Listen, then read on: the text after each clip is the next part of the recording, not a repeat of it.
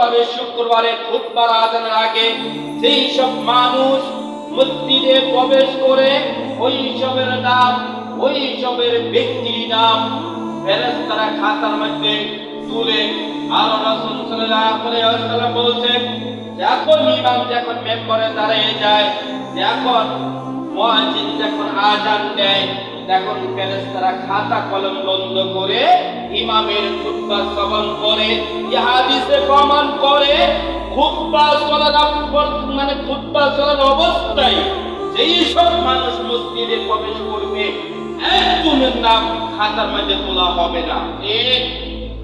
রাসূল সাল্লাল্লাহু আলাইহি ওয়াসাল্লাম বলছেন, কিয়ামতের ময়দানে আল্লাহ রাব্বুল আলামিন মানুষকে খাতা দিবে, মানুষকে খাতা দিবে।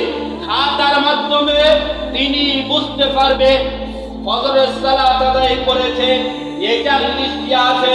যোহরের সালাত আদায় করেছে, এটার লিস্টে আছে। আসরের সালাত আদায় করেছে, এটার লিস্টে আছে। মাগরিবের সালাত আদায় করেছে, এটার লিস্টে আছে। ইয়াশারের সালাত আদায় করেছে, এটার লিস্টে আছে। যাকাত দিয়েছে, এটার লিস্টে আছে। হজ করেছে, এটার লিস্টে আছে। সিয়াম পালন করেছে, এটার লিস্টে আছে। এই সব ব্যক্তি খুতবা চলার অবস্থায় মসজিদে প্রবেশ করবে, ওদের নাম খাতার মধ্যে তোলা হবে না।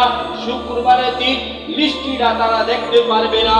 এক পর্যায়ে আল্লাহ রাব্বুল আলামিনকে তারা বলবে, হে আল্লাহ, আমি তো শুক্রবার দিন মসজিদে প্রবেশ করেছিলাম, আমি তো শুক্রবার একটাও মিস করি না, আমি তো প্রত্যেক জুমার সালাত আদায় করেছি। আল্লাহ, তোমার ফেরেশতারা এই শুক্রবারের লিস্টিটা কেন করলো না? তখন আল্লাহ বলবে, বান্দা, তুই কোন সময় মসজিদে প্রবেশ করেছিলে? আপনি বলবেন, আল্লাহ, যখন মুয়াজ্জিন যখন আযান দিয়েছিল, ইমাম যখন খুতবা দিয়েছিল, তখন আমি মসজিদে প্রবেশ করেছিলাম। আল্লাহ বলবে, বান্দা, এই জন্য আমার ফেরেশতারা এটা লেখায় না। বোঝা গেল খুতবা চলার অবস্থায় যেই সব মানুষ মসজিদে প্রবেশ করবে এদের নাম খাতার মধ্যে তোলা হবে না। তাহলে আল্লাহ একটু চিন্তা করুন, শুক্রবার কত গুরুত্বপূর্ণ দিন। শুক্রবার মানে কি?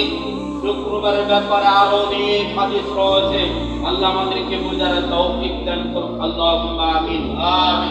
মানুষকে পিটিয়ে কি করা হেদায়েত করা যায় না, মানুষকে গালির মাধ্যমে হেদায়েত করা যায় না।